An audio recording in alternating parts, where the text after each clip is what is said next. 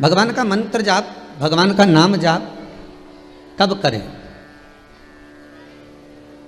ये पार्वती मैया भगवान शिव से पूछ रहे हैं। और भगवान शंकर माता पार्वती जी से कहते हैं, पार्वती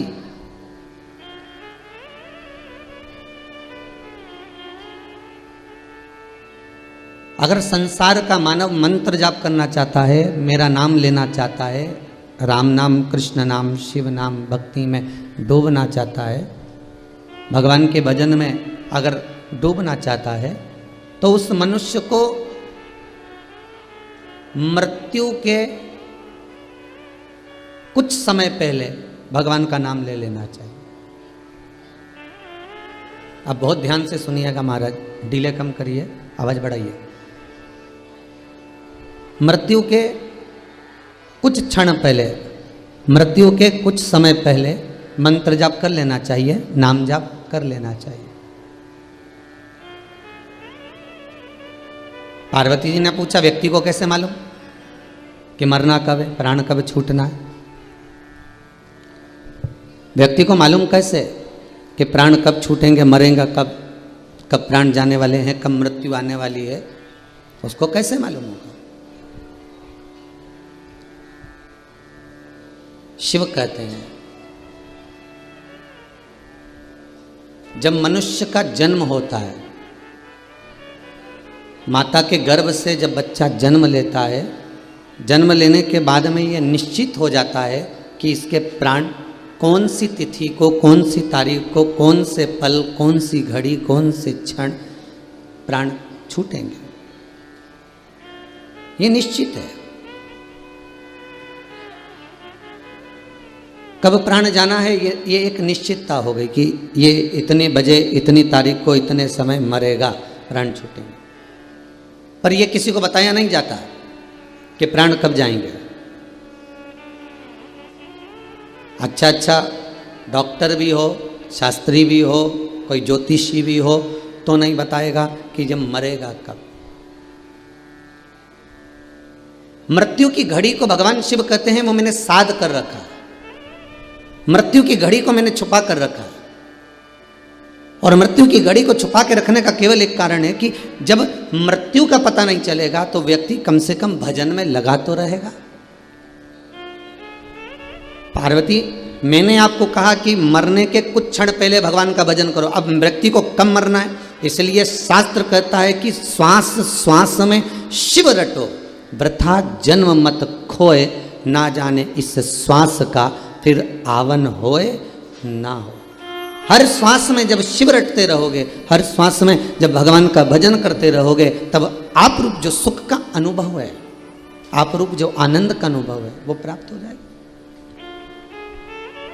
आज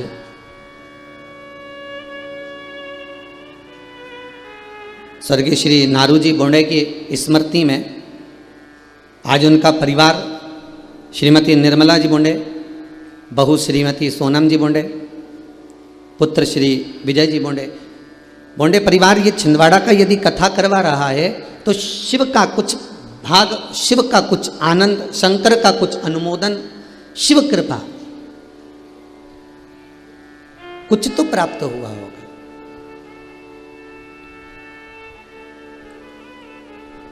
तेरी कृपा बिना ना हिले एक भी अणु, लेते हैं श्वास तेरी कृपा से तनु तनु। हे गंगाधार मुक्ति द्वार ओमकार तो, आयो शरण तिहारी भोले तार तार तो। आज श्रावण का द्वितीय सोमवार है।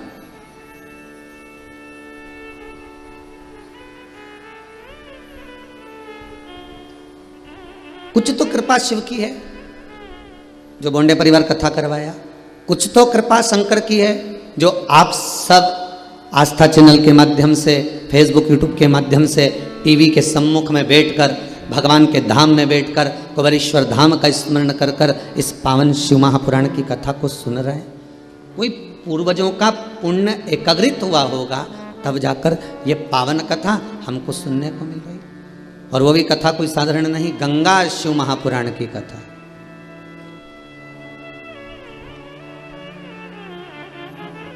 अभी तक गंगा केवल गौमुख से चलकर गंगा सागर तक थी, पर ये गंगा शिव महापुराण की कथा श्रवण कर कर गंगा हर घर घर में पहुंच गई है। केवल श्रवण कर कर शंकर की कथा को श्रवण कर कर ये गंगा घर घर तक पहुंच रही है।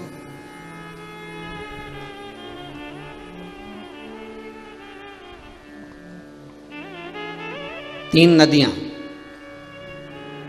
भारत की भूमि की 3 नदियां शिव महापुराण में बड़ा सुंदर इनका व्याख्यान है। पहली है गंगा, दूसरी है यमुना, तीसरी है नर्मदा। गंगा का स्नान, यमुना का पान और नर्मदा जी का केवल दर्शन जीव को कल्याण कर देता। केवल दर्शन।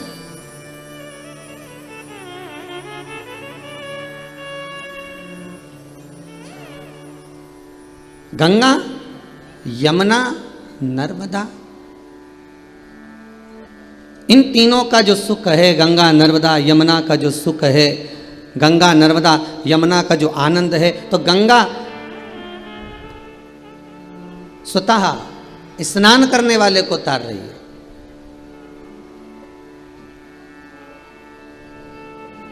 यमुना पान करने वाले को तार रही है और नर्मदा केवल दर्शन करने वाले को तार रही है। केवल दर्शन करने वाले। और ये तीनों नदियां वामन अवतार के समय पर इनका प्रागट्य का क्रम है महाराज। तीनों के प्रागट्य का क्रम वामन अवतार के समय पर।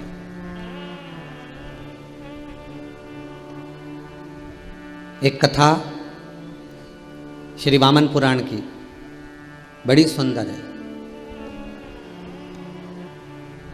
जिस समय पर भगवान नारायण छोटे से ब्राह्मण का रूप रखकर 84 अंगुष्ठ का शरीर धारण कर 84 अंगुष्ठ का शरीर,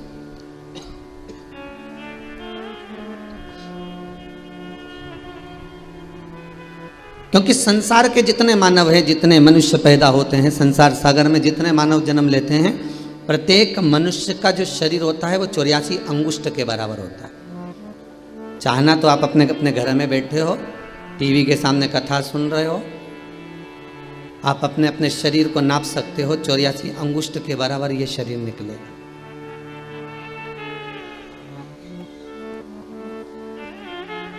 एक छोटा सा बच्चा जन्म लेता है, भले वो 4 महीने का हो, 6 महीने का हो, वो अपने अंगूठे से नापेगा तो उसका शरीर 84 अंगुष्ठ के बराबर निकलेगा। बच्चा बड़ा हो गया 10 साल का, वो अपने अंगुष्ठ से नापेगा तो 84 अंगुष्ठ के बराबर निकलेगा। और बड़ा हो गया, अवस्था 70 की भी हो गई तो अपनी अवस्था में नापेगा तो 84 अंगुष्ठ के बराबर उसका शरीर निकलेगा।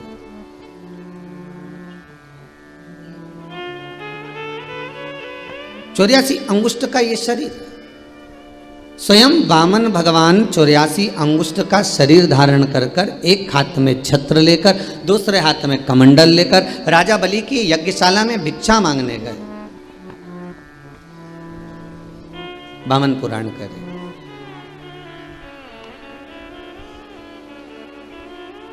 और राजा बलि के दरवाजे पर जाकर उन्होंने आवाज लगाई कि डोल उठी है सारी धरती देख रे, डोला गगन है।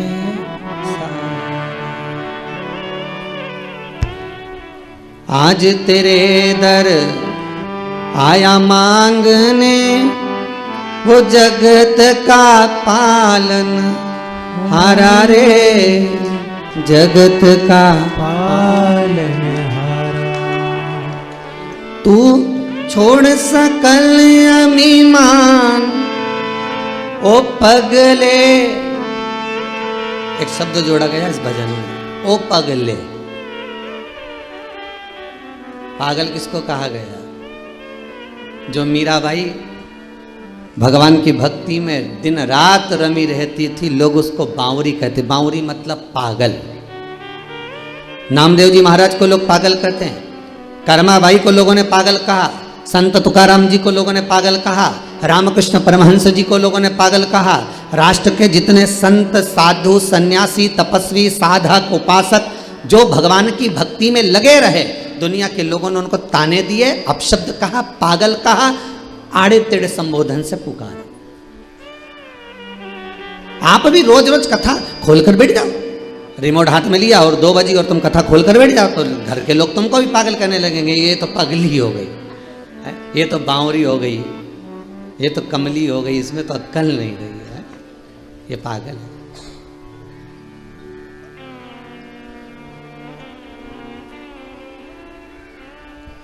दो बजे कथा ये सुने, सवेरे से लेके फिर मोबाइल में लगा के बैठ जाए, रात होए पलंग पे पड़ी पड़ी भी कथा सुनती रहे, तो लोग नहीं पागल कहेंगे। और अच्छा वो सियोर वाला महाराज हुआ, वो भी पगला और भगत भी पगला है? सब पागल। शिवपुराण तो सीधी सीधी बात कर रही ना कि भगवान की भक्ति करने वाला पागल ही होता।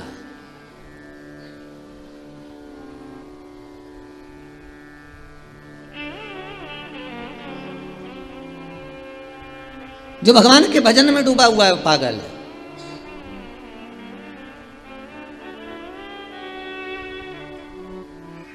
जो भगवान की भक्ति में डूबा हुआ है वो पागल है।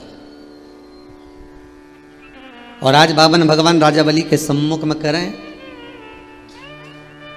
कि राजन, अरे ओ पगले, कर ले तू थोड़ा दान, ये मौका फिर नहीं मिलना। जो भगवान की भक्ति में पागल हो गया, जो भगवान के भजन में पागल हो गया, जो भगवान की कथा में पागल हो गया, जो भगवान के रस तत्व में पागल हो गया, जो भगवान के दीदार में दर्शन में पागल हो गया, जो भगवान के धाम में पहुंचकर अपने चित्त वृत्ति को भूलकर पागल हो गया, शास्त्र कहता है वही भगवान के करीब हो गया। जो समझदार हो गया वो भगवान से दूर हो गया।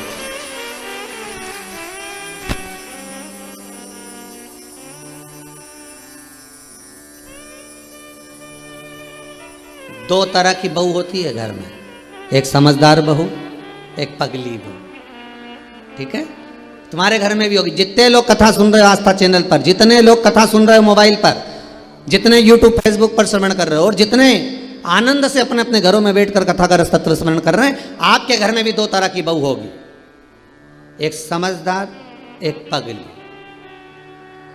अब तुम कैसे पहचानोगे कि समझदार है कि पगली? घर में कोई फंक्शन होने दो, शादी होने दो, कोई रिसेप्शन होने दो, घर में कोई पार्टी होने दो, घर में कोई कार्यक्रम होने दो, एक बहू ऐसी होगी जो पूरा घर संभालेगी। मम्मी जी आई कि नहीं, मामा जी ने खाना खाया कि नहीं खाया, काका जी आए कि नहीं आए, बुआ जी ने ये काम करा कि नहीं करा। एक बहू ऐसी होती है जो जिसको पूरे घर की चिंता लगी रहती है, समझदार। तो और एक ऐसी होती है कि वो आराम से उतर के 9 बजे तो जगदम्बा नीचे आई,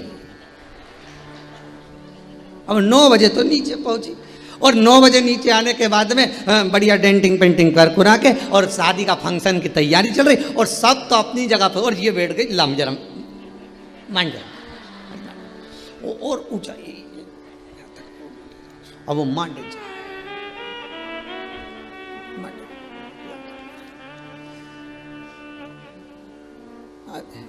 अब इतनी वो जेठानी इतना काम कर रही है, देवरानी इतना काम कर रही है, और तू मेहंदी मंडवा रही है। फिर इतने में किसी ने कहा, देखो तुम्हारी बहू में तो अक्ल ही नहीं, मेरी इस बहू में तो बिल्कुल अक्ल नहीं, रत्ती भर की भी। वो देखो बेचारी कितना काम कर रही है, कितनी देर से लगी है, सबको पूछ रही है, सबका सामान समेट रही है, सबका सामान उठा के रख रही है, बर्तन भांडा उठा के रख रही है, कपड़ा लत्ता उठा के रख रही है, और एक ये मेहंदी मंडवाने बैठ गई। और जैसे ही मेहंदी से उठी,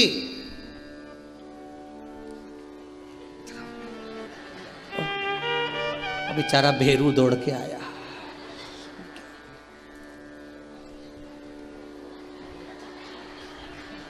पगली। अब ये पागल, अब बेचारा रोटी की थाली वाली लगा के लाया, डुबा डुबा के खिला दिया। अब यही कर सकता, पहले से तो वो ही डूबा हुआ है, डुबा डुबा खिला। और वो में तो अकल नहीं थी, नमक धर लाता, अब खिला। फिर किसी ने कहा देख लो तुम्हारी बहू सब काम में लगे और वो खाना खा रही है, अक्कल नहीं है, पगड़ी है।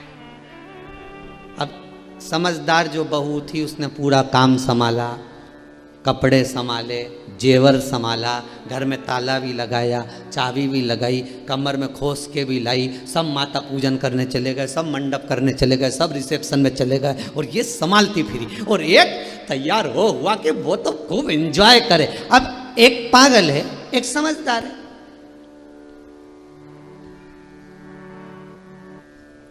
अब तुम समझदारी रखोगे तो तुम्हें क्या जायदाद का हिस्सा ज्यादा मिल जाएगा? जम के तो बोलो नहीं। सास की रकम ज्यादा मिलेगी? नहीं, उतनी मिलना है, भले तुम दौड़ दौड़ के काम करो चाहे।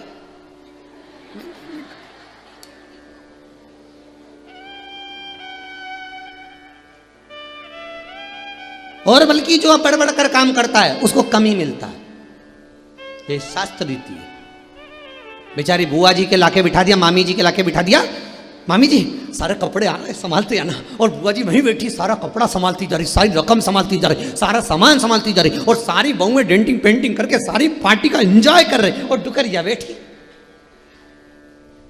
अब चाहती तो बुआ जी एंजॉय करने आई थी, शादी का आनंद लेने आई थी, वो जीजी पूरी शादी का आनंद लेने आई थी, पर कपड़ा लत्ता संभालने के चक्कर में, जेवर संभालने के चक्कर में, सामान संभालने के चक्कर में एक जगह बैठी। अब वो एक बहू को बुलाया, बेटा भूख लग रही, लिया, अब वो भी गई। अब मालूम पड़े बफेट में तो इतना सारा आइटम बना, नहीं वो तो 3-4 सामान ला के दे दी बुआ जी के, खाओ।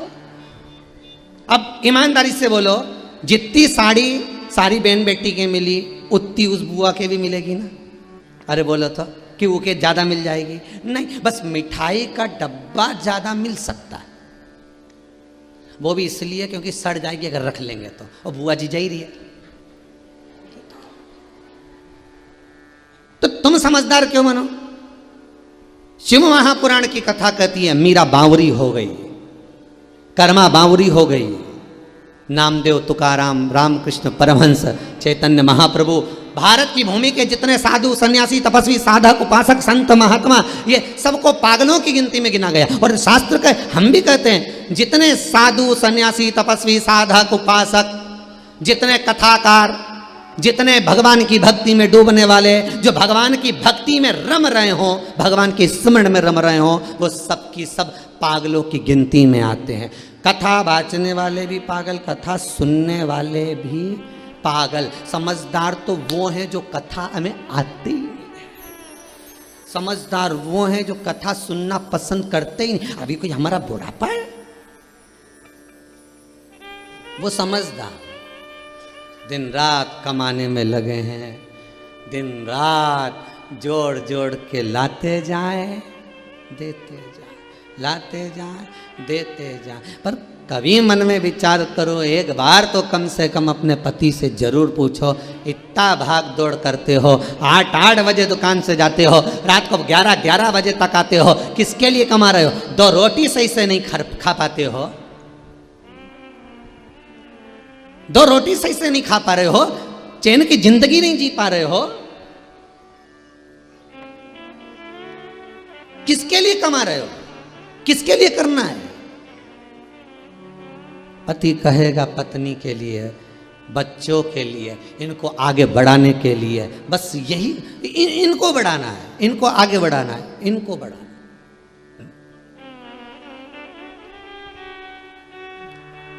सोच सोच के टेंशन ले लेके शुगर हो गई, भूखे रह रह के बीपी ऊंचा नीचा हो गया, नींद नहीं आ रही तो आंखें के नीचे कालापन आ गया, रात के घबराहट भी हो है। डॉक्टर साहब के पास गए तो के डॉक्टर साहब बड़ी बुरी हालत है, हो क्या रहा है? सब कुछ हो रहा है।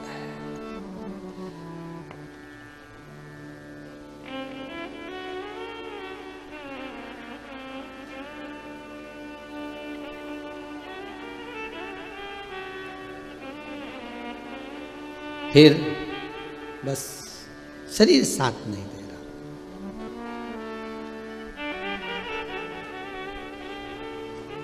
जब फुर्सत बात करन की न थी।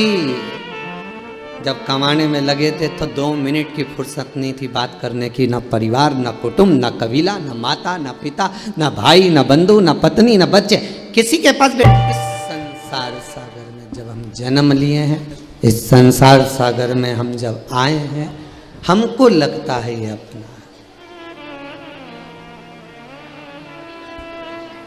भगवान की भक्ति में पागल हो जाना प्रमोशन है। क्या है ये? प्रमोशन। जो भगवान की भक्ति में पागल हो गया, समझ लो उसका प्रमोशन हो गया, और जो समझदार हो गया उसका डिमोशन हो गया। अब कोई तुमसे कहे ना ये तो पागल हो गई, कथई कथा कथई कथा कथई कथा, इसके पास तो कोई काम बचा ही नहीं है, केवल कथई कथा सुने, तो समझ लो कि अपन पागल हो गए। मतलब अपना प्रमोशन हो गया, पद बढ़ गया।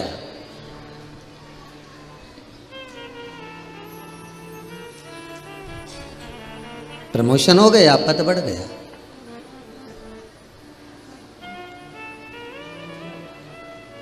हमें नहीं होना समझदार। शिव कथा कह रहे हैं, 84 अंगुष्ठ का शरीर भगवान वामन ने धारण करा,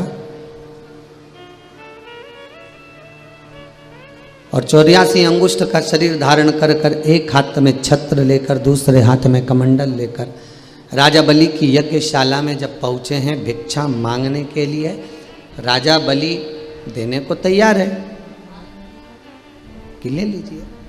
आपने भागवत जी में तो सुना ही होगा ना सारा चरित्र, बहुत सुंदर सुंदर संवाद है श्रीमद् भागवत के भीतर, आप ले लीजिए। कितना चाहिए आपको? 3 पग भूमि।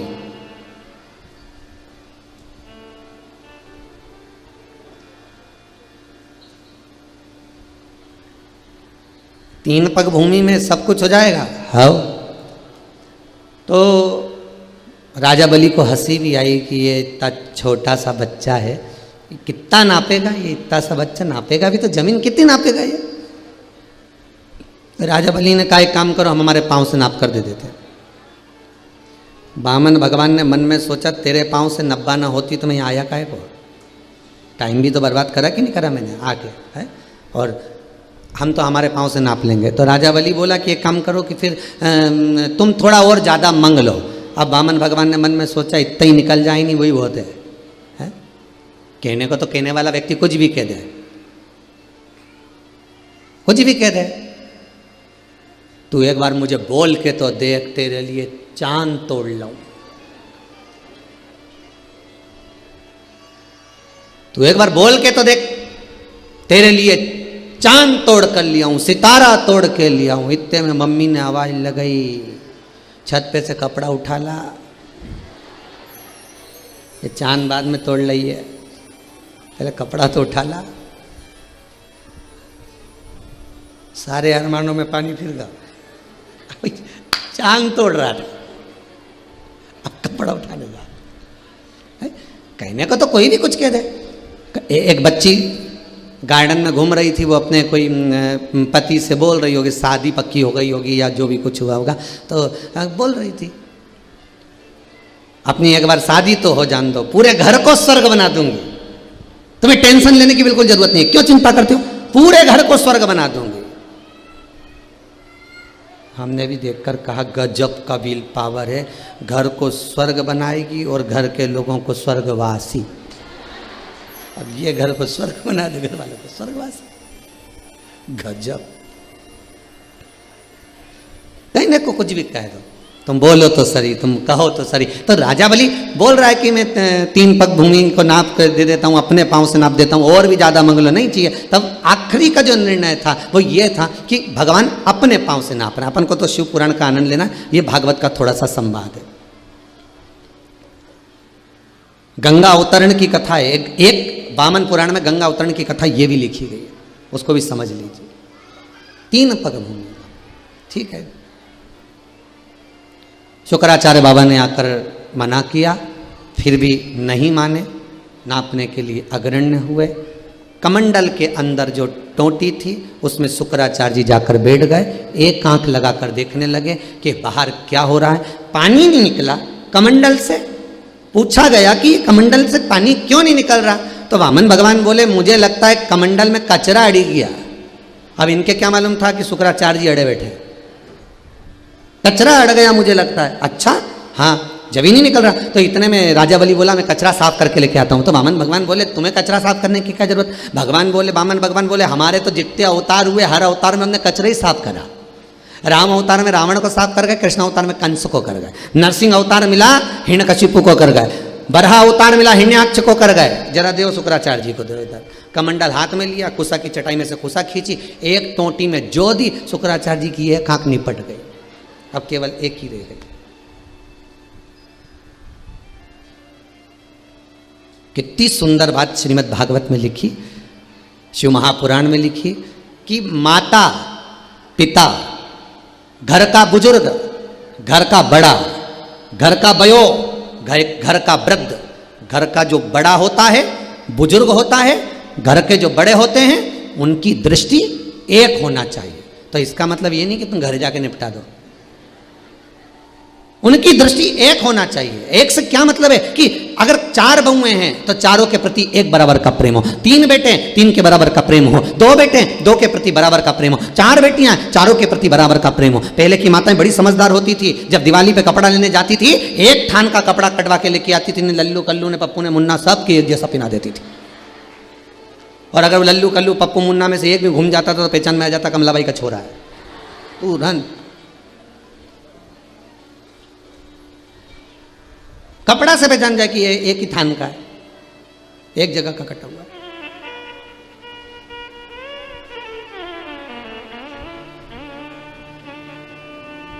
शुक्राचार्य जी की एक आंख क्यों करी गई? क्योंकि दान करने वाले को रोक रहे थे। शिव महापुराण की कथा कहती है कि जिस समय दान करने का मन में भाव प्रकट हो जाए, जिस समय दान करने का एक लक्ष्य प्रकट हो जाए, जिस समय तुम्हारी चित्तवृत्ति में एक बात आ जाए कि मुझे ये दान करना है, इन हाथों से देरी मत करना, दान कर देना। दान मन में आने के बाद अगर रख लिया जाता है तो व्यापार, व्यवसाय या उन्नति को रोकना प्रारंभ कर देता है। जो हमने मन में संकल्प लिया कि मैं ये दान करूंगी, 500 रुपए करूं, 2 रुपए करूं, 50 रुपए करूं, किसी को ये दूंगी वो दूंगी, तो वो पहले दो, क्योंकि वो दान तुम्हारे मन से निकल गया। और वो दान अगर तुम्हारे घर में पड़ा हुआ है 5,000, 10,000, 20,000, 21,000, 1 रुपया, 4 रुपया, 2 रुपया, वो जब तक घर में पड़ा हुआ है तब तक तुम्हारी वृद्धि नहीं करने देगा, तुम्हारी उन्नति को रोकेगा। जिस दिन तुम्हारे मन में दान का भाव हो गया कि अब ये मैंने दान कर दिया है, चाहे कुछ भी हो जाए इसको मुझे दान करना, भले तुमने अलग निकाल के रख दिया, भले तुमने कपड़े में बांध के रख दिया, भले तुमने गुल्लक में रख दिया कि मैं जाऊंगी जब दूंगी, मैं ये करूंगी जब पहुंचूंगी जब दूंगी, भले निकाल के रखा, पर रखा तो घर में ही है ना। दान अगर एक बार मन से दे दिया जाता है, दान एक बार अगर चित्तवृत्ति से दे दिया जाता है, फिर उसको रखा नहीं जाता, उसको पहुंचाने का प्रयास करना पड़ता है। मैं दे दूं कैसे भी पहुंच जाए, बस 50 काम छोड़ दो, फिर देखिए आना ही है, फिर पहुंचाना ही है। घर में कोई अड़चन आ रही है, सब दूर पूछ लिया, पंडित जी से भी पूछा, ना जाने क्या हो रहा है, हमारे तरक्की रुकी पड़ी। तो पंडित जी नहीं बोलेंगे कि तूने, पंडित जी बोलेगा तो ये सोचेगी कि बताओ कैसा है, ये तो अपनी अपनी सोच है। पंडित जी नहीं बोलेगा कि तुमने कहीं का दान रख रखा है क्या, या तुमने दान का संकल्प लिया था क्या, या कोई देने की बात करी थी क्या, या मन में तुम्हारे विचार आया था क्या, तो वो तुम्हारा रखा है, इसलिए ये तरक्की, ये उन्नति, ये वृद्धि रुक रही। दान पहले करिए।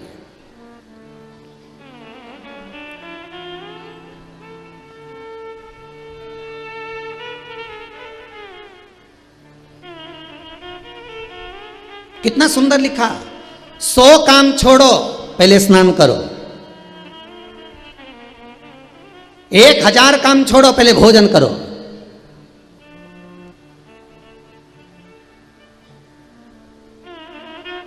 और 1 करोड़ काम छोड़ो पहले दान करो, और 10 करोड़ काम छोड़ो पहले भगवान का भजन करो। ये मौका नहीं, छोड़ते चलो।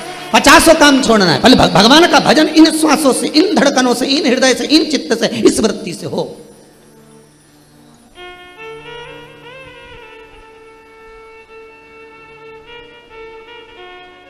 भगवान का नाम निकलता रहे चित्त वृत्ति से, मन से, ये नाम भगवान का हम जपते रहे। नाम दिल से जो भगवान का लिया करते हैं, उन्हीं भक्तों को प्रभु प्रेम किया करते हैं। आप दिल से अगर नाम ले रहे हो, भगवान को दिल से रिझा रहे हो, भगवान को हृदय से चित्तवृत्ति से मना, जी 50 काम छोड़ना।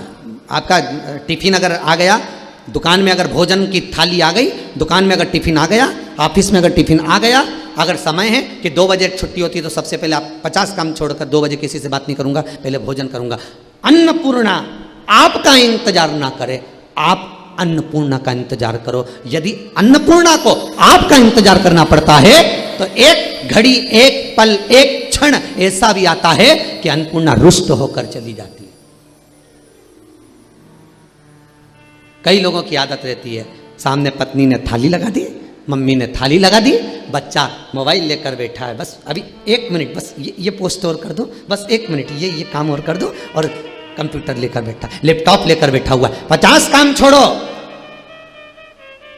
1000 काम छोड़ो, पहले सामने जो भोजन की थाली है, जिसको खाने के लिए तुम इतनी कमाई करने के लिए तुम ये सारा फैलाए हो,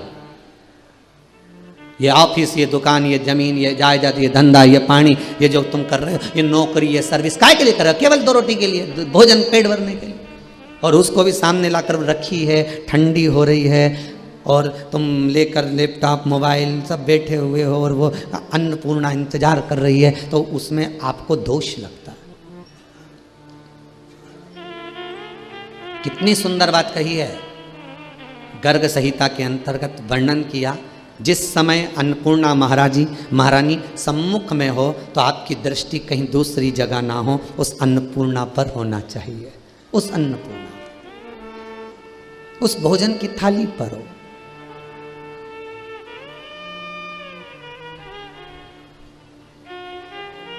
कई लोगों की आदत है, इधर अखबार खोल के बैठ गए, भोजन करते करते अखबार भी पढ़ रहे हैं, भोजन करते करते मोबाइल भी चला रहे हैं, भोजन करते करते टीवी देख रहे हैं।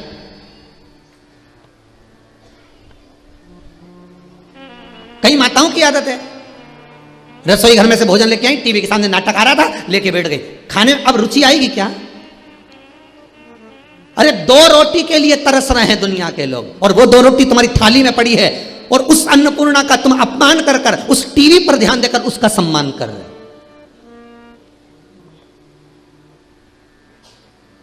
मोबाइल चला रहे हैं, सामने भोजन की थाली रखी है, बात कर रहे, सामने भोजन की थाली रखी है।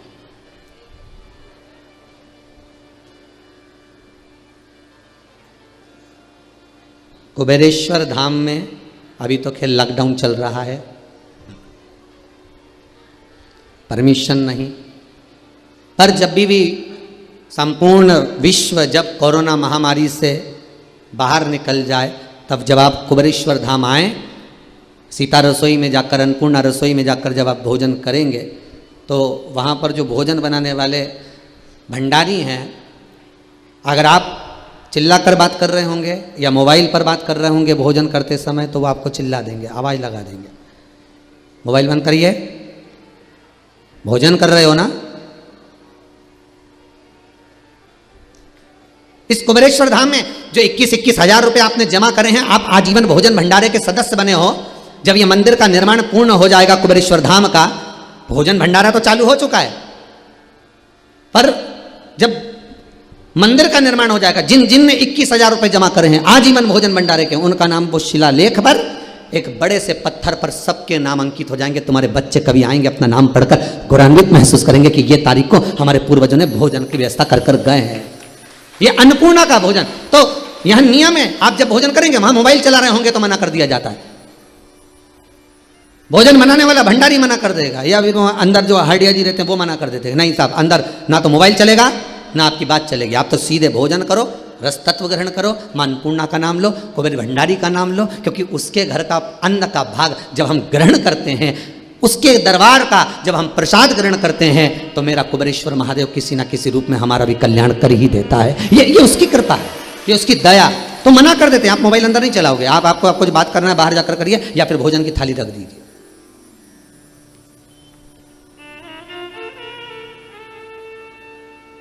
अन्नपूर्णा पर ध्यान देकर, जिसके लिए तरस रहे साहब, तरस रहे।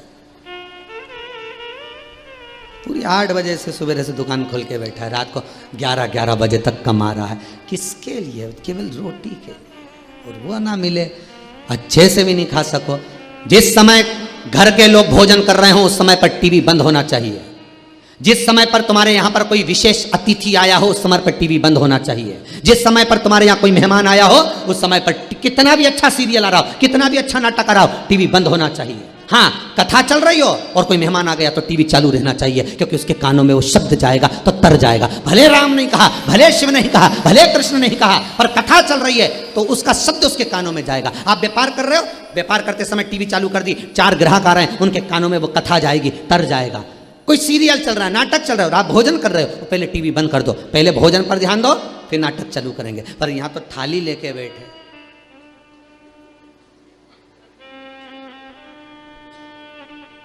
कुमकुम भा साज भी कभी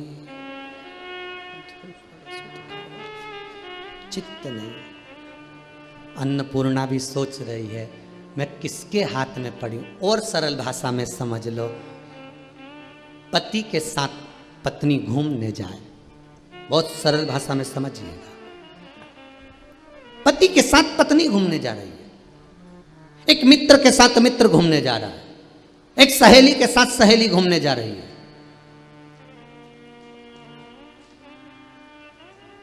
और तुम बात करते हुए जा रहे हो उससे और उसका मन तुम में नहीं है और वो मोबाइल चला रहा हो तो तुम्हें कैसा लगेगा? सत्य बताना ईमानदारी से। पति के साथ तुम घूमने जा रही हो, अपनी सहेली के साथ मार्केट करने जा रही हो, अपने दोस्त के साथ आप शॉपिंग करने जा रहे हो और दोस्त मोबाइल में लगा हुआ है, बस हेडफोन लगाया और मोबाइल में बस, और चला, साथ में गाड़ी भी लेकर गए और दिन भर मोबाइल में लगा और गए थे बड़े एंजॉय के हिसाब से, चलो बात करेंगे, आधा घंटा निकालेंगे, मित्रों के साथ बैठेंगे, ये करेंगे। पत्नी भी सोच कर गई थी चलो मेरे को लेकर जा रहे हैं, आज मौका मिला है, घर पर अच्छे से बात नहीं हो पाए, हो सकता है अपन चलेंगे, 2-4 बात होगी पति के साथ। तो वो बेचारी बात करने के लिए बैठी है, वो बेचारा बात करने के लिए बैठा और ये अपनी सहेली से बात में लगी है। कैसी है? अब वो मन में सोच रहा है कब मोबाइल रखे और कब मुझसे बात करे, और पत्नी की सोच रहा है, पति और ये मोबाइल। अब चित्त नहीं लग रहा ना, आपका मन नहीं लग रहा ना, तो मन मोटा होगा कि नहीं होगा? आखिरी में मन मोटा होगा कि नहीं होगा? कि बताओ, हमारे साथ गया, हमारी सहेली थी, हमारा दोस्त था, पर मन मोटा। उसी तरह अन्नपूर्णा की थाली तुम्हारे हाथ में है, भोजन तुम्हारे सामने है और तुम टीवी देख रहे हो, तुम मोबाइल देख रहे हो, तुम हैंडसेट देख रहे हो, तुम मैगजीन पढ़ रहे हो, तुम अखबार पढ़ रहे हो और वो अन्नपूर्णा तुम्हारे सामने है, तो अन्नपूर्णा का अपमान होगा कि नहीं होगा? दूसरी बार तुम्हारी पत्नी तुम्हारे साथ घूमने जाएगी क्या? पहले कह देगी या तो मोबाइल रख लो या मुझे रख लो।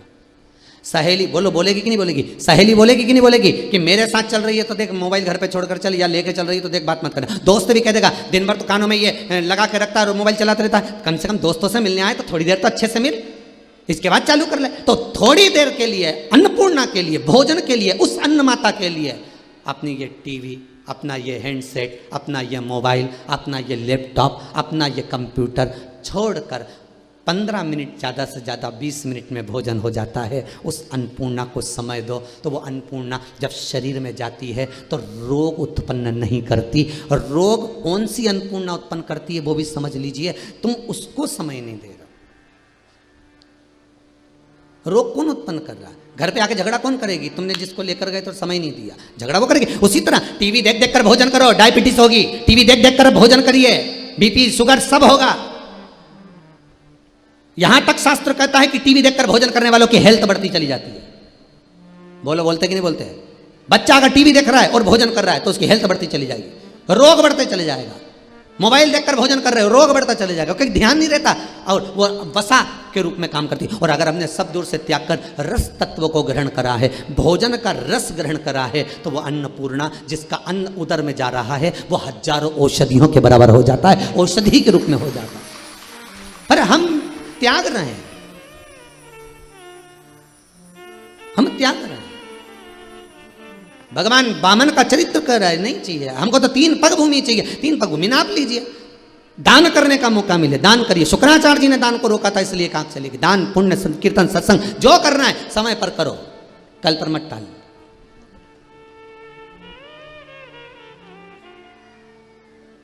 शास्त्र कह रहा है ईश्वर से भले मत डरो, पर अपने कर्म से डरो। किससे डरना है? कर्म से। ईश्वर तो माफ कर सकता है। गुरु से नहीं डरना, मत डरो, गुरु माफ कर सकता है। माता पिता से नहीं डरना, मत डरो, माता पिता माफ कर सकते हैं। घर के बुजुर्गों से नहीं डरना, मत डरो, घर के बुजुर्ग माफ कर सकते हैं। परमात्मा से नहीं डरना, मत डरो, परमात्मा माफ कर सकता है। पर कर्म मनुष्य का कभी माफ नहीं करता, वो तो भुगताता है, भोगना तो पड़ता है। चाहे रोके भोगो, चाहे हंसकर भोगो। गुरु माफ कर देगा, ईश्वर माफ कर देगा, शंकर माफ कर देगा, पर कर्म कभी माफ नहीं करेगा। कर्म तो भुगताएगा। जैसी करनी करोगे वैसा भोगना पड़ेगा। सियोर वाला महाराज तो यहाँ टीवी के सामने आस्था चैनल पर बोल देगा कि भैया भोजन टीवी बंद कर देना चाहिए, भोजन करते समय नाटक बंद कर देना चाहिए, भोजन, हाँ अगर भजन आ रहे हो, हाँ अगर कथा चल रही हो और उस समय पर आप भोजन कर रहे हो, बिल्कुल पहले का नियम था। पहले जब पति भोजन करता था, बेटा जब भोजन करता था, माँ पल्लू झेलती थी। बोलो सही है कि गलत है? पंखा झेलती थी और झेलकर फिर माँ प्रेम से भोजन कराती थी। कोई भजन गा लेती थी, पत्नी कोई गुनगुना लेती थी, कोई जब गुरुजन भोजन करते, आज भी नियम है, ब्राह्मण सदगुरु जब भोजन करने बैठते हैं तो जो शिष्य होते हैं वो मंत्रों की ध्वनि करते हैं, स्मरण करते हैं, भजन गाते हैं, नाम जाप करते हैं।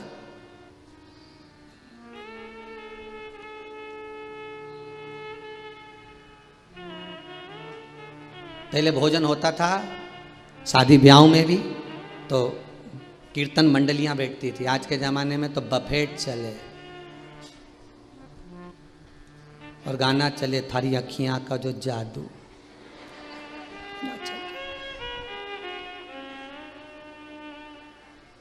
अब खाए, गाना श्रवण कर रहा है, अन्न भाग ग्रहण कर रहा है, इंद्रियां बेकार हो गई, शिथिल हो गई, उसका कोई महत्व ही नहीं रहा।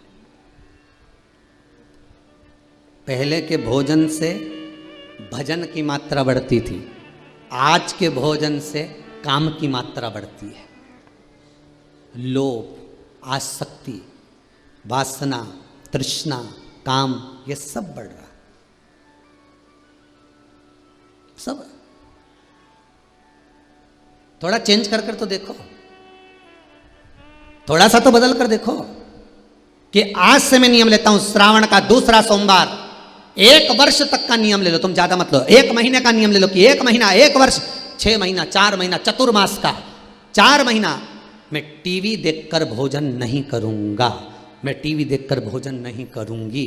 फिर उसका जो असर होगा वो देखिए, रोग बीमारी कम होती है कि नहीं होती, और मन भगवान में लगता है कि नहीं लगता, खुद मालूम पड़ जाएगा। क्योंकि अन्नपूर्णा अपना असर देना प्रारंभ कर देगी, अन्नपूर्णा अपना रस देना प्रारंभ कर देगी।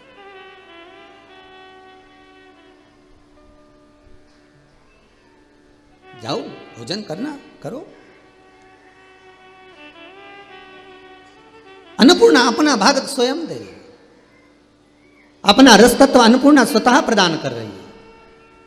और अन्नपूर्णा जब अपना रस देना प्रारंभ करेगी तो सुख अपने आप आएगा। डोल उठी है सारी धरती देख रे, डोला गगन है सारा, आज तेरे दर आया मांगने, जगत का पालन हारा रे, जगत का पालन हारा। तू छोड़ सकल अभिमान, ओ पगले कर ले तू थोड़ा। दान, पुण्य, भजन, स्मरण ये कोई पागल ही कर सकता है जो भगवान की भक्ति में डूबा हुआ, ये कोई पागल ही कर सकता। भगवान की भक्ति में वही डूब सकता है भाई। महाराज, जो भगवान की भक्ति में वही डूब सकता है जो भगवान की भक्ति में डूबा हुआ हो, अलमस्त भाव में वो डुबाने का प्रयास करेगा। जो नदी की था तक होकर आ गया, नदी के नीचे तक घूम कर आ गया, वो जानता है कि नदी कितनी गहरी है। नहाया हुआ नदी में कूदा हुआ व्यक्ति तुमसे कह देगा ज़्यादा अंदर मत जाना। नदी में कूदा हुआ व्यक्ति कह देगा हाँ आ जाओ, मैं हूँ साथ में, आ जाओ नहा लेना। नहाया हुआ व्यक्ति ही नहवाएगा, आ जाओ कूदो, पानी ज़्यादा गहरा नहीं है। उसी तरह भगवान की भक्ति में डूबा हुआ व्यक्ति तुम्हें डुबाने का प्रयास करेगा कि भगवान की भक्ति में कैसे डूबना, शिव के पूजन में कैसे डूबना, शंकर के अनुमोदन में कैसे डूबना, कैसे डूबे।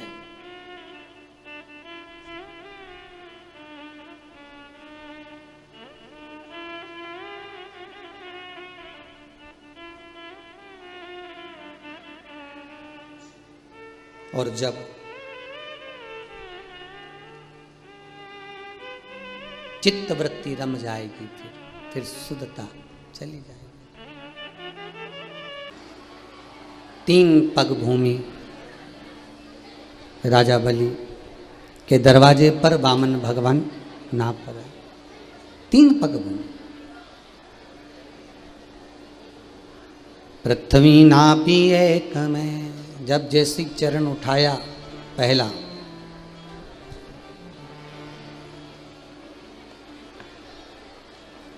दूसरा चरण उठाया आकाश में गया,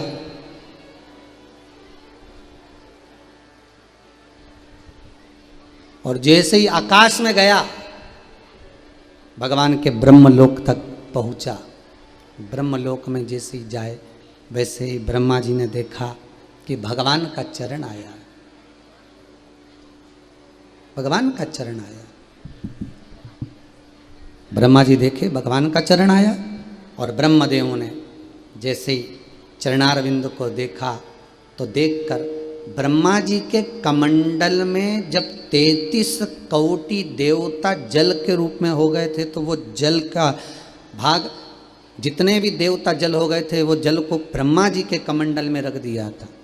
गंगा का जो नामकरण संस्कार है कि गंगा नाम कैसे पड़ा, ये वामन पुराण के अंतर्गत स्पष्ट कहा गया कि ब्रह्मा जी के कमंडल को गंगाल कहते हैं। ब्रह्माणी ब्रह्मा,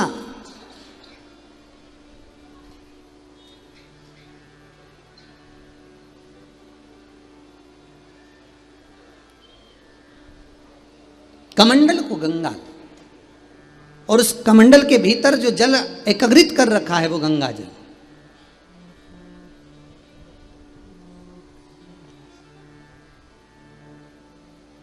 वो गंगा जल। महाराज जब स्पीकर नहीं चल रहे हैं बाहर वाले, गंगाल भगवान का चरण दिखा, और भगवान का चरणारविंद जैसे ही नजर आया, ब्रह्मदेव ने उसी समय कमंडल से जल लेकर भगवान के चरणारविंद को पखारा। अब वो चरणारविंद का जल, भगवान के चरणों का जल नीचे जाता, ब्रह्माणी ने फिर कमंडल को लगा दिया। उस कमंडल में जल को झेला गया, वो गंगा जल एकत्रित कर कर रखा गया भगवान के चरणारविंद। इसलिए विष्णुपदी भी कहलाई गंगा। गंगा विष्णुपदी भी है। वो जल एकत्रित कर कर रखा, और फिर वो जल जिस समय भागीरथ बाबा ने 60,000 काकाओं के उद्धार के लिए गंगा को आमंत्रित करा, फिर वो कमंडल में से जल निकलकर मृत्यु लोक में आया। फिर चला वो जल, गंगा जल फिर चला। बहुत सुंदर संवाद है। जिस गंगा के जल को हम भरकर लेकर आते हैं, किस भाव से ला रहे हो, किस चीज के लिए ला रहे हो, किस कार्य के लिए ला रहे हो, वो आपको गंगा मैया को भरते समय बोलना चाहिए।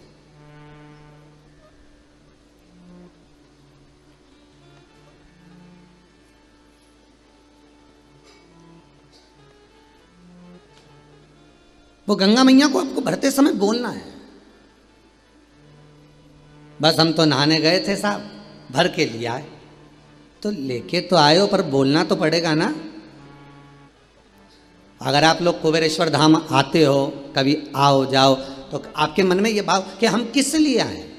किसी का मन होता है कि हम कथा सुने, किसी का मन होता है कि हम दर्शन करें, किसी का मन होता है कि हमारी कोई मनोकामना है, हम उसके लिए आए। तो कुछ कामना से तो आप लेकर जा रहे। तो गंगा जी को जब झारी जी भरी जाती है, गंगा के जल को जब झारी जी में, बॉटल में, आदि स्थान पर आप जो भरकर लेकर आते हो, उसमें आपका पहला भाव होना चाहिए कि गंगा को निमंत्रण देते समय आपको बोलना पड़ेगा। जैसे गंगा मैया पूछ रही हैं, भागीरथ तुम मुझे क्यों लेकर जाना चाहते हो, किस लिए पुकार रहे हो? तो भागीरथ जी कहते मेरे 60,000 काकाओं का उद्धार करना है।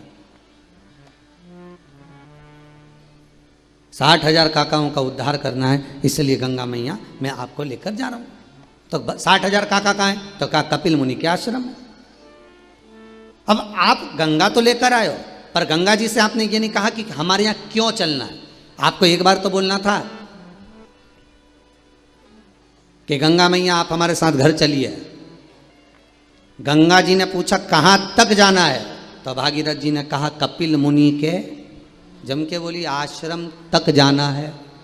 ठीक है, आप गंगा जी को लेके आई तो कभी बोला कि अपने को इंदौर तक जाना है, या अपने को भोपाल जाना है, या अपने को दिल्ली जाना है, या अपने को यहाँ हरियाणा जाना है, या पंजाब जाना है, या अपने को मेरा गांव का नाम ये है, घर का नाम ये है, अपने को यहाँ जाना है? गंगा जी को बोलना तो पड़ेगा ना। और क्यों जाना है? गंगा पूछती है चलने से पहले कि मैं शंकर के सिर से निकल कर जा रही हूं, तो शिव को बताना पड़ेगा मुझको। जिसके साथ रह रही हूं उसको हाजिरी तो देना पड़ेगी कि मैं जा कर रही हूं। आप हमेशा लक्ष्मी जी को निमंत्रण देते हो, लक्ष्मी मैया मेरे घर पे आ जाओ, मैं बड़ा दुखी हूँ, मैं तो बहुत परेशानी में हूँ, बहुत कष्ट में हूँ, हमारे यहाँ तो कोई व्यापार ही नहीं चल रहा, लक्ष्मी मैया कृपा करो। अब तुम लक्ष्मी को तो बुला रहे हो, पर लक्ष्मी को बुलाने से पहले तुम्हें भगवान विष्णु को जाकर कहना तो पड़ेगा कि माता लक्ष्मी हमारा घर भूल गई है, आप इनको लेकर आओ, या आदेश करो कि लक्ष्मी जाओ।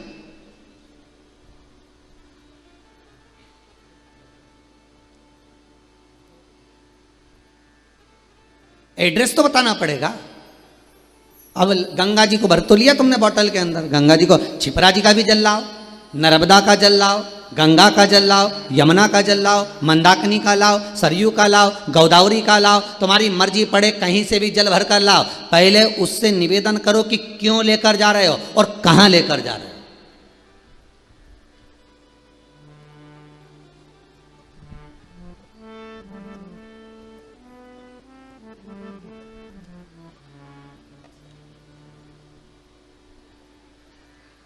गंगा मैया, नर्मदा मैया, सरयू मैया, हे मंदाकिनी, हे गोदावरी, हे माँ यमुना, कृपा करिए आप हमारे साथ चलिए।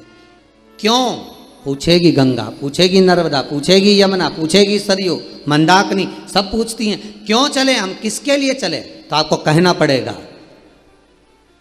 कि हमारे घर चलना है, आपको रोग बीमारी कष्ट दूर करना है आपको। माँ चलकर आप हमारे घर में जब प्रवेश करें, माँ उस घर में जितने पितर जितने पूर्वज इस घर की देहली से गए हों, इस दरवाजे को छोड़कर गए हों, भले पितृलोक में देवलोक में विराजमान हों, पर माँ आपको कृपा करना है, आपको कल्याण करना है। जो जिस स्थान पर हो उसको जैसे ही आप घर में प्रवेश करें उन जीवों को आप तुरंत तार दें, इसलिए हमारे घर पर चले, आप हमारे घर पर चले। गरुड़ पुराण 5वां अंश कहता है गरुड़ पुराण का, श्राद्ध पक्ष में आपको लगता है कि पितृदोष बहुत है, 1 रुपए कमा रहे हो, 1.25 रुपए खर्च हो रहा है, घर में पैसा नहीं दिख रहा, टेंशन आए दिन आ रहा है, कुछ ना कुछ काम अटक रहा है, बच्चों का जॉब नहीं लग रहा, बेटियों की शादी, बच्चों का विवाह नहीं हो रहा, संतान प्राप्त नहीं हो रही, कहीं आपको लग रहा है कि पितृदोष है। किसी पंडित जी ने आपको बता दिया कि पितृदोष है, तो आप घबराना नहीं, अपने को कोई कहीं जाने की जरूरत नहीं कि पितृदोष है तो मेरे को कहीं जाना पड़ेगा, मैं क्या करूं, तो बहुत भारी पितृदोष है, ऐसा कुछ नहीं करना। गंगा का जल लीजिए और गंगा का जल भरकर एक कलश, श्राद्ध पक्ष के 16 दिन एक कलश में थोड़ा सा गंगा जल डालकर, लोटे में पानी भर, कलश भर में जल भरकर एक ढक्कन उसमें गंगा जल डाल दीजिए, 2 सफ़ेद फूल उसमें पटक दीजिए और दरवाजे के पास में कहीं पर भी थोड़ा सा स्वस्तिक बनाकर उसको रख दीजिए। 16 दिन रखो, प्रतिदिन एक रखो और उसका पानी पूरे दरवाजे पर छींट दो, फिर रखो, फिर दरवाजे पर छींटो। कैसा भी पितृदोष होगा, गंगा महारानी उस पितृदोष को समाप्त कर देती है, क्योंकि शिव के साथ निवास करती है, शंकर के साथ वो रहने वाली है। कोई साधारण है गंगा? गंगा जब चलती है तो शिव से आज्ञा लेकर जाती है कि मुझे ये लेने आया है। गंगा शंकर से आज्ञा लेकर जाती है कि ये मुझे ले जा रहे हैं, ये मुझे लेने के लिए आए, मैं इनके साथ जाना चाहती हूँ, मैं जाऊं, तब शिव आज्ञा करते हैं, क्योंकि शंकर ने तो अपनी जटा में भर लिया था। फिर भागीरथ महाराज ने तप करा था केदार ताल, कथा में वर्णन किया, जहाँ वापिस तप करा केदार ताल, फिर तप करा। क्या चाहती हो? गंगा कहती है भागीरथ जी के कुल को तारना है। एक जटा का केश खोला, गंगा निकल कर चलती वहां से। पूछेंगे शंकर कहां गई? आपके साथ रह रहा कोई व्यक्ति और बिना पूछे चले जाए, कोई श्रेष्ठता है क्या? ढूंढोगे कि नहीं ढूंढोगे? गया कहां? क्या बात है, दिख नहीं रहा है, गया कहां पर है ये, किस जगह पहुंच गया है ये? पूछना तो पड़ेगा कि आखिर गया कहां। गंगा जब चलती है तो पूछ कर जाती है। जब जब किसी नदी का जल भर कर लाओ,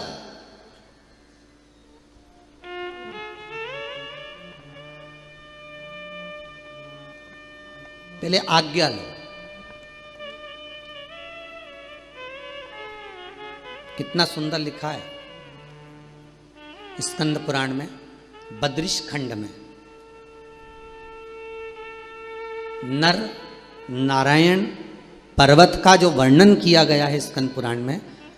जब उत्तराखंड के 4 धाम करने के लिए जाओ तो स्कंद पुराण कितनी सुंदर बात कहती है कि जब उत्तराखंड के 4 धाम करने जाओ तो उत्तराखंड में हरिद्वार से जब 4 धाम की यात्रा प्रारंभ करो, अपने घर से जब निकल कर चलो तो एक नारियल या एक पुष्प या कोई ऐसी सामग्री एक स्थान पर रख कर जाओ और कह कर जाओ कि हम 4 धाम करने के लिए जा रहे हैं, वापिस आपकी कृपा से इसी स्थान से हम बोल कर जा रहे हैं।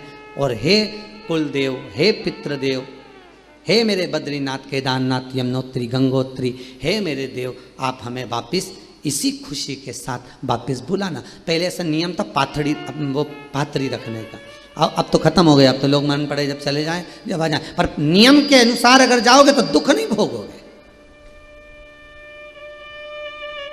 यहां तक कह दिया अगर वहां पर भी नहीं रख सकते अपने घर पर, बाहर मंदिर में देवालय में पीपल के नीचे ही आ जाए तो फिर आप हरिद्वार में जाते हैं। हरिद्वार से जब 4 धाम की यात्रा प्रारंभ करते हैं तो गंगा मैया से कहकर जाओ, माँ मिलने के लिए शंकर के पास जा रहा है, केदारनाथ जा रहा है, बद्रीनाथ जा रहा है, मिलने के लिए यमुनोत्री आपके पास आ रहा है, माँ यात्रा आपको कराना है, हमारे साथ चलना। फिर गंगा राह देती देती जाती है, कम मार्ग प्रशस्त करती चली जाती है, आप पहुंच जाते। भागीरथ महाराज आगे आगे चल रहे थे, इंद्रदेव देवऋषि नारद स्वयं भागीरथ जी महाराज के सामने आकर खड़े हो गए और इंद्र और नारद जी ने आकर पूछा, अरे भागीरथ जी तुम आगे चल रहे हो, गंगा पीछे चल रही है तुम्हारे, जिस गंगा को पाने की तुम्हें इतने लगता थी उस गंगा को पीछे चला रहे हो और तुम आगे चल रहे हो। कपिल मुनि के आश्रम में भागीरथ जी तो लेकर गए थे, आगे आगे भागीरथ जी चल रहे हैं शंख बजाते हुए, पीछे पीछे गंगा मैया चली जा रही है। शिव पुराण कर रही है कि कहा भागीरथ जी से, देवऋषि नारद ने कहा भागीरथ जी से, इंद्र ने, कि आप आगे चल रहे हो और गंगा पीछे चल रही है, ये कहां का चरित्र है? तब भागीरथ जी महाराज ने कहा, आपको लगता है नारद जी कि गंगा पीछे चल रही है, पर नारद जी गंगा तो मेरे को मार्ग बताती बताती मेरे अग्रण्य चल रही है, मैं तो उसके पीछे चल रहा हूं। गंगा आगे है, मैं पीछे हूं, गंगा अग्रण्य है, मैं पीछे हूं।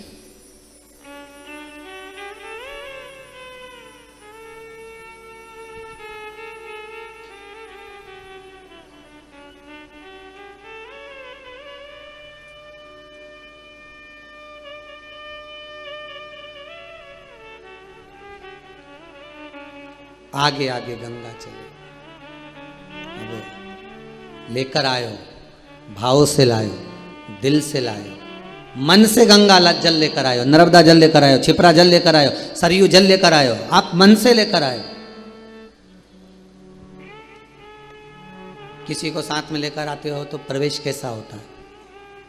पहली बार आप जब महाराज, पहली बार आप जब किसी को लेकर आते हो तो परिचय देते हो कि हमारे मामा जी का लड़का है साहब, काका जी का, चाचा जी है साहब, ने बुआ जी है साहब, परिचय देते हो। अंदर आने पर जैसे ही आप प्रवेश करते हो, घर के अंदर आते हो, आप दुनिया की वस्तु अपने परिवार वालों को बता देते हो, ये देखो, ये देखिए, ये वस्त्र है, ये आभूषण है, ये रतन है, ये माणिक है, मैं बाजार से लाया हूं, मैं ये वहां से लाया हूं, दुनिया की वस्तु आपने दिखाई। तो कभी एक बार मुख से कहना, सबसे पहले निकाल कर, कुछ वस्त्र मत निकालो बैग में से, कोई सामग्री मत निकालो बैग में से, सबसे पहले निकालो तो जो प्रसाद लेकर आए हो किसी मंदिर से, सबसे पहले निकालो तो तुम जो गंगा का जल, छिपरा का जल, नर्मदा, सरयू आदि के जो नदी का पवित्र जल लेकर आए, सबसे पहले उसको प्रस्तुत करो, उसको ला कर रखिए। कहाँ ले जाकर रखना चाहिए? सबसे पहले पवित्र नदी का गंगा जल जब भरकर लाएं, गला पकड़ रहा है हमारा, नदी का जब जल लेकर आए, पवित्र नदी का जब जल लेकर आए, तो सबसे पहले कौन सा स्थान होता है जहां पर जल को रखा जाता है घर के अंदर?